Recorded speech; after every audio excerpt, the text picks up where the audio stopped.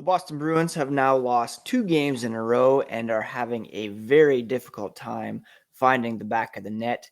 Today is Friday, October 29th, and this is Locked On Boston Bruins. Let's get into it, shall we?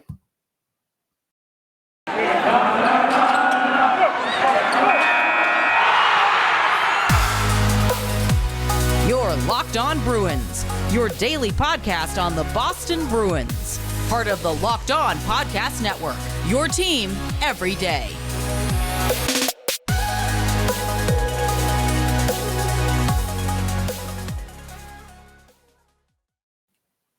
What is up, Bruins fans, and welcome back to the Locked On Boston Bruins podcast. I am your host, Ian McLaren, and this is a daily show where we discuss all things Spoke to Be, as well as take a look around the NHL. I want to thank you for making Locked On Boston Bruins your first listen every day.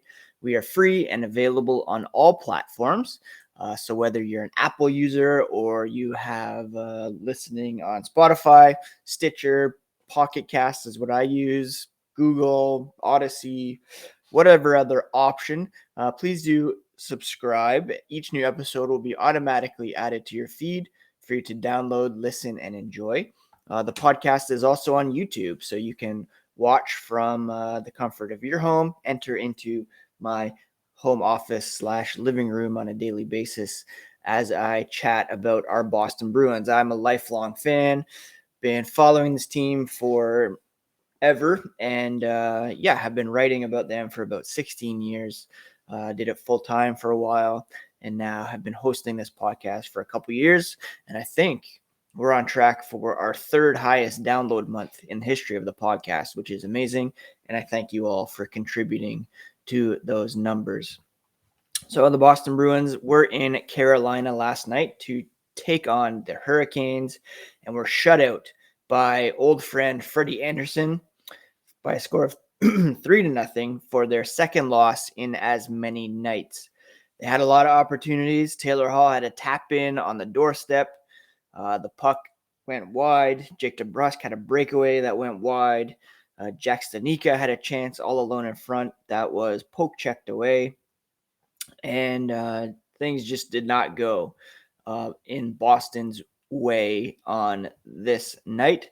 And again, for the second straight night, if you go back to the game against Florida, they scored one goal on Sergei Bobrovsky, and that came from behind the net as Charlie Coyle kind of banked it off. I believe it was Owen Tippett. Taylor Hall said, "You talk about the process and how you want to play all season long. There were some really good parts to their game," he said. 5-on-5, there was a lot they can take from it. The power play was a bit of a letdown. That's an understatement, Taylor. They had a 5-on-3 in the third period that they couldn't connect on. One power play was annulled by a too many men on the ice penalty. Taylor himself had that glorious open net opportunity that he couldn't get a firm stick on.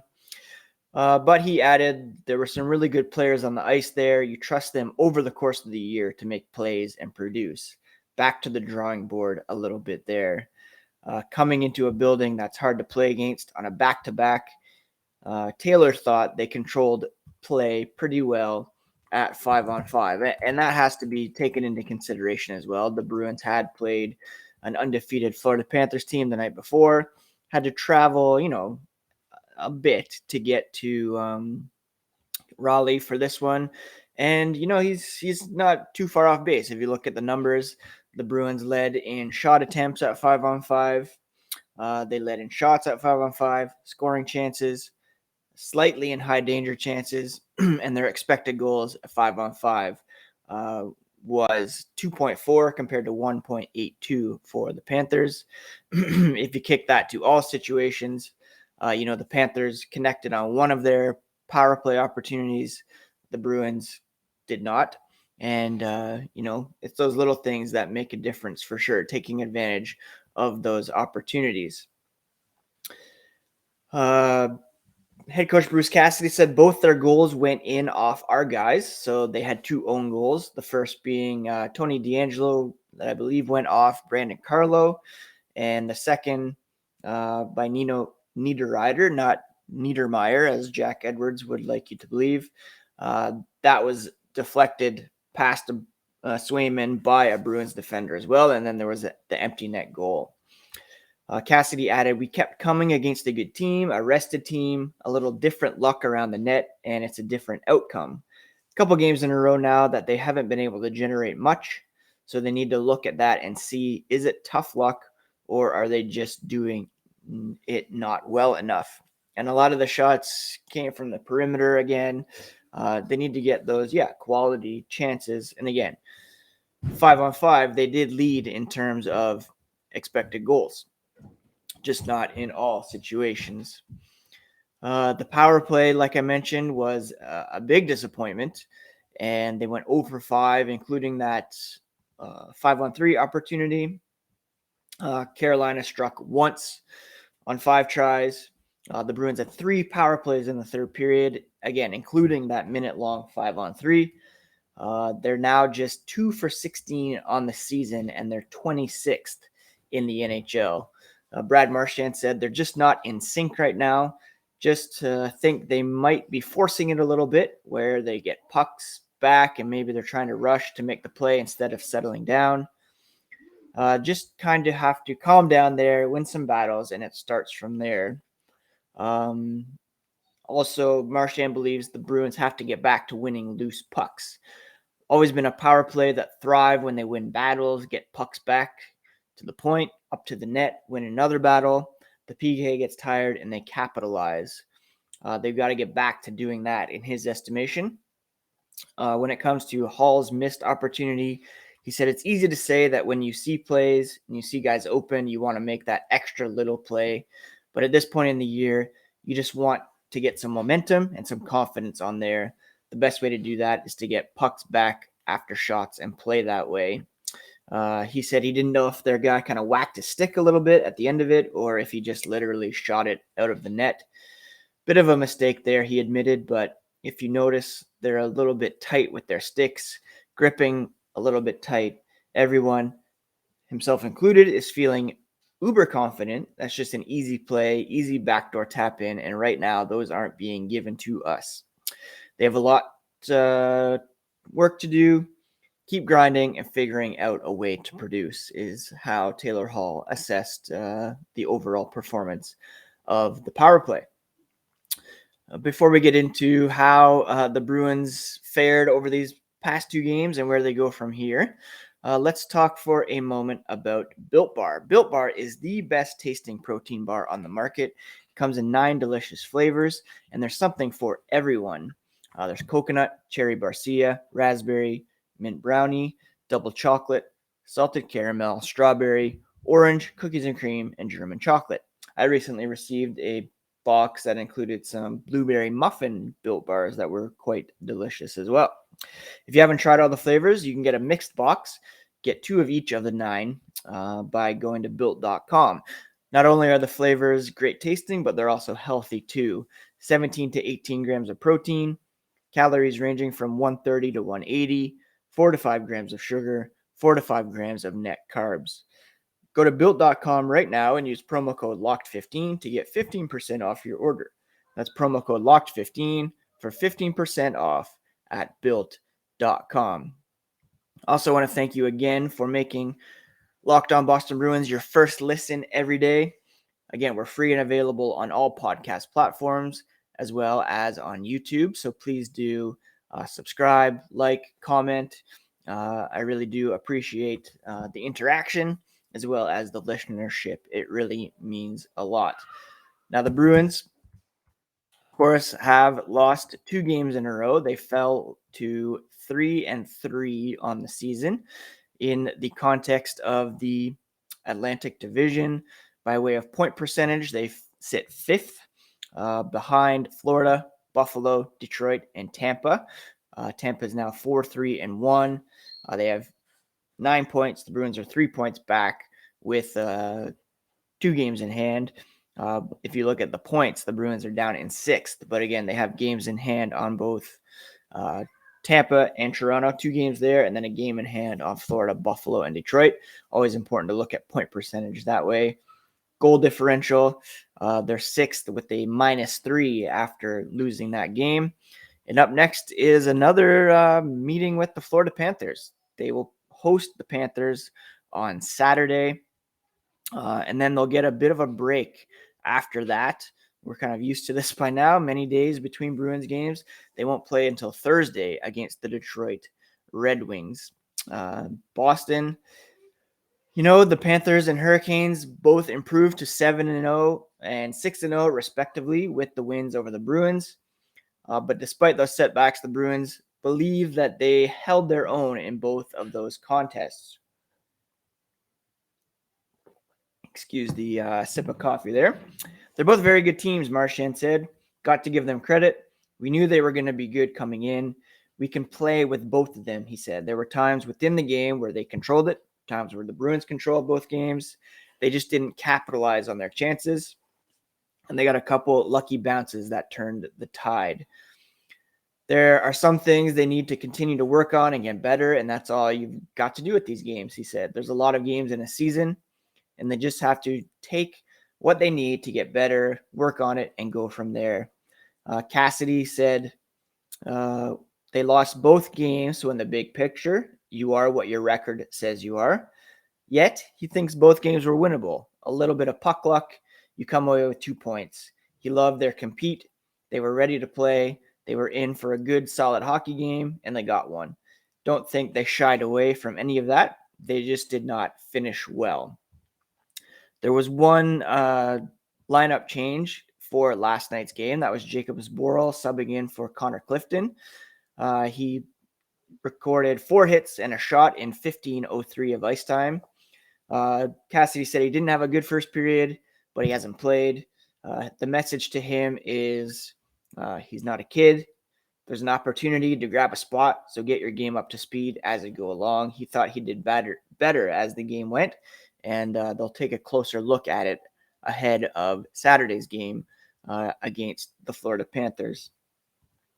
The Bruins overall, again, they're still doing well in terms of shot attempts at 5-on-5. They rank 4th with a 53.71 advantage there. When it comes to expected goals at 5-on-5, the Bruins are 3rd, 55.66. They're just not getting the results at the moment, not getting the timely saves per se. And so that is kind of what's hindering them at the moment, but it's not because of poor play that they are losing, just that inability to capitalize on those opportunities. Again, it's still very early, just 6 games into the season. They have plenty of time to figure it out and get going. They maybe need some, help offensively. I kind of mentioned on Twitter last night that I wouldn't mind seeing them make a play for a guy like Dylan Strome, who could definitely be had for cheap from the Chicago Blackhawks at the moment. But they're probably going to stick the course with the guys that they have and see if they can make it work. Stanika started on the second line. He was bumped down to the third or the fourth line by the end of the game. Not sure if Cassidy's just not loving his game or what, but that's how it is at the moment. After the game, a couple Bruins addressed the Kyle Beach story with the Chicago Blackhawks, the sexual assault investigation that came to light over the past couple of days. We'll get here into a moment about the continued fallout of that involving Joel Quenneville, formerly of the Florida Panthers. Spoiler alert. I thought Taylor Hall had an amazing response to, I believe it was a question asked by Matt Porter of the Boston Globe. And Taylor Hall, very honest and forthright in saying the following: our hearts go out to Kyle Beach. We were playing junior at a similar time. It's just so unfortunate he had to go through that. I think everyone, he said the Bruins were talking about it last night, everyone feels terrible for him and hopes that he can get some solace at the end of this. This is the important bit. Every culture needs to keep getting better, and hockey is no different. This is a game that's a little bit of a, I guess, what you'd call an old boys club. There's definitely some secrecy and things that need to change, and hopefully they can. You never want to think of an incident like this, positives coming from it, because it's been so terrible, but there needs to be changes, and unfortunately, people need to be held accountable. I don't think I've ever heard an active player refer to the NHL as an old boys club. That's certainly spot on by Taylor Hall there. And obviously the culture does need to change and get better. Brad Marchand added, "It's tough news to hear about. Thoughts and prayers go out to Beach. It's a very difficult situation, very tough for him to come out and face it head on the way he did. Give him a tremendous amount of credit. Unacceptable in any area of life, regardless of hockey or anything. Hope he's doing okay, and we are thinking about him." And this comes after the great response from Patrice Bergeron the other day, where he talked about, not prioritizing hockey over the well-being of, of fellow players. Bruins losers of 2 in a row. They're now 3-3 on the season. Up next, they will take on the still undefeated Florida Panthers. The Panthers do play Friday night against the Detroit Red Wings, so they'll be coming in on the back half of a back-to-back this time. So hopefully the Bruins can take advantage of some tired legs on Saturday night. All right, before we get to some news and notes from around the NHL, a quick word about BetOnline, the fastest and easiest way to bet on all your sports action. They are back and better than ever with a new web interface for the start of hockey, basketball, more props, odds than ever before. They're your number one spot for all football action this season, as well as for the World Series. Head to their new updated desktop or mobile site, sign up today, and receive a 50% welcome bonus on your first deposit by using promo code LOCKEDON at BetOnline, where the game starts. So on Wednesday evening, the Florida Panthers were coached by Joel Quenneville after the investigation details were revealed and after Kyle Beach came forward and identified himself as one of the John Does at the center of that lawsuit. Following a meeting with Gary Bettman on Thursday, Joel Quenneville resigned as head coach of the Florida Panthers. His resignation, means that I saw a lot of people saying, well, he should have been fired. But it's important to remember, if he's fired, he's still entitled to his contract. Whereas if he resigns, he walks away completely. So he's not owed the highest paid salary among all NHL coaches. So that's important. I think it's good that he resigned ultimately instead of being fired for that reason. The Panthers will be coached by former player Andrew Brunette. In the meantime, he takes over as interim head coach. Now, the move is a result of the investigation. Quenneville first told investigators that he heard of the allegations through the media this past summer, but that was clearly not the case. And the Panthers released a statement that his conduct described in the investigation was troubling and inexcusable, adding it stood in direct contrast to their values, although, again, he was still allowed to coach for them on Wednesday. The findings revealed that Quenneville recommended the Blackhawks wait to take action against Brad Aldrich until after the playoffs so as to avoid any unnecessary distractions. And that is clearly terrible.